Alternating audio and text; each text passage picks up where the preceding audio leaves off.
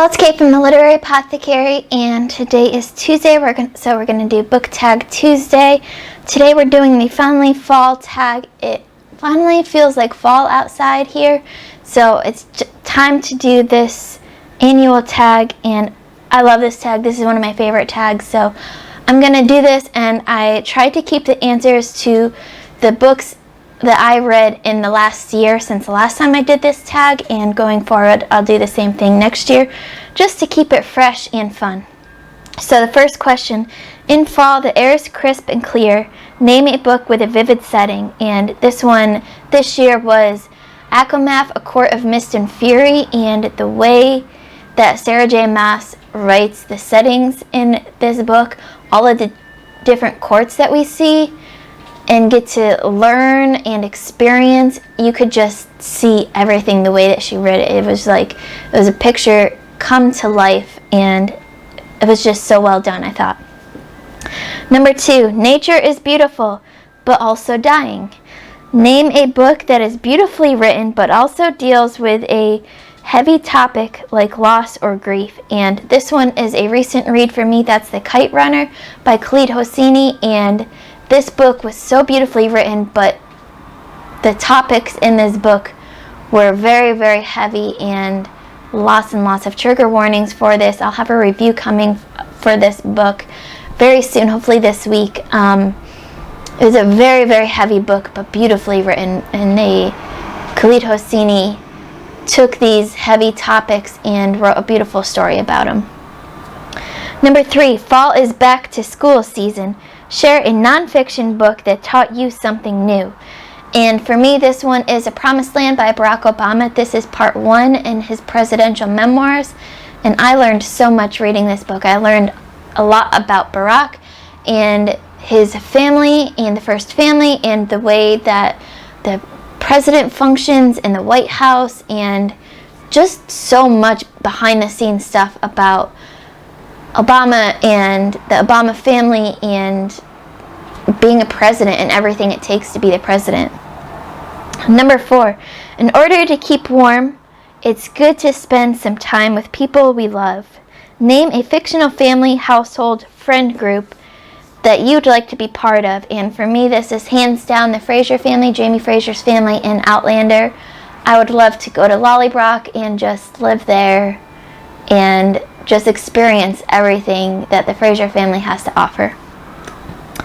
Question 5. The colorful leaves are piling up on the ground.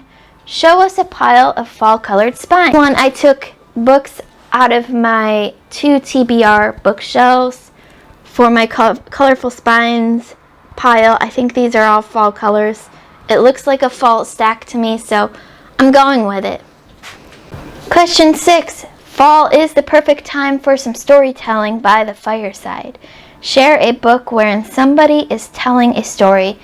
And this one is The Starless Sea by Erin Morgenstern, which is a story about stories, a book about books, and it's just so beautiful, and I want to reread it already, but I've got so many other books I have to read, so it's on hold until probably next year when I'll do a reread, but it's one of my favorite books I read this year, and it was just so well done. Question 7. The nights are getting darker. Share a dark, creepy read. And this one is The Patience of a Dead Man by Michael Clark. This is a haunted house, ghost, creepy horror story that I read back in June for my friend Sharon's birthday. This is one of her favorite books, one of Leslie at the Nerdy Narratives favorite books, and it was so scary to me. I was sitting there reading it, and I would get scared just sitting there thinking about it. So that's definitely a dark book that I read this past year. Question number 8. The days are getting colder. Name a short, heartwarming read that could warm up somebody's cold and rainy day. And this one is definitely The House in the Cerulean Sea by T.J. Klune. This is a book, a hug in book format, and it's just so heartwarming and pretty short, around 350 pages if I remember right. And for fantasy, that's really short. And it's just so, it's beautiful. It's a beautiful story, beautifully written, and the kids in this book, you just want to give them hugs, each one of them. I just love it so much. And also another book I want to reread. Question 9, fall. Luckily, it's my favorite season. Returns every year. Name an old favorite that you'd like to return to soon. And for me, this one is Dracula by Bram Stoker. I used to read this every October from like middle school on to college, and I'm returning to it this October, and I can't wait to get to it. I'm so excited to experience Dracula again. Number 10, fall is the perfect time for cozy reading nights. Share your favorite cozy reading accessories. For me, because I have my surgery coming up, I have these new reading pillows, and I'll put links in the description below, and I'll share pictures. But there's one that will hold my book in front of me, and it has like plastic in front of it that will hold the pages, so I don't have to worry about trying to hold the pages while I'm reading. And the other one is these wedge pillows that go behind me to kind of sit me up in the perfect reading position, and those are currently my favorite reading accessories right now, plus a good mug for hot beverages.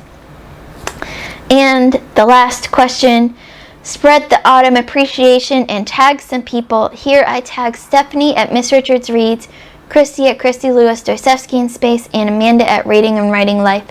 So let me know what's your favorite fall book to read in the comments below.